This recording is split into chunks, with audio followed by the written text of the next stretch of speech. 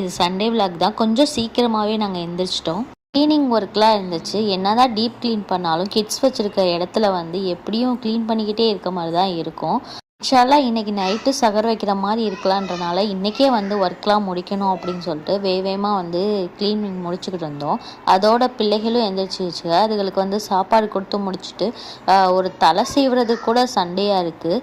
2 kids வந்து அதுவும் 2 girl kids வச்சுருக்கவங்களுக்கு தான் தெரியும். ஒருத்தவங்களுக்கு சீவிட்டா அதே மாதிரியே அவங்களுக்கும் ஒரே பேண்ட் வைக்கணும், அந்த மாதிரி பிரச்சனைலாம் வந்துக்கிட்டே இருக்குது. இந்த பிரச்சனை முடிஞ்சிருச்சுன்னா அடுத்ததாக வந்து எனக்கு மிக்சி ஒரே நேரத்துலேயே வந்து எல்லா சின்ன மிக்சி ஜார், பெரிய மிக்சி ஜார் எல்லாமே ரிப்பேர் ஆயிடுச்சு.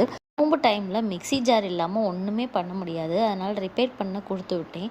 அவங்களும் போயிட்டு திரும்பி வந்துட்டாங்க. இங்கே வந்து ரிப்பேர் பண்ணுறதெல்லாம் இல்லை, வாங்கினா வந்து புதுசாக தான் வாங்கணும் அப்படின்னு சொல்லிட்டு, இது என்னடா கொடுமை அப்படின்னு சொல்லிட்டு வர வழியில் வந்து ஸ்வீட்ஸும் கேக்கும் அதை சாப்பிட்டு மனசை தேத்திக்கிட்டேன்.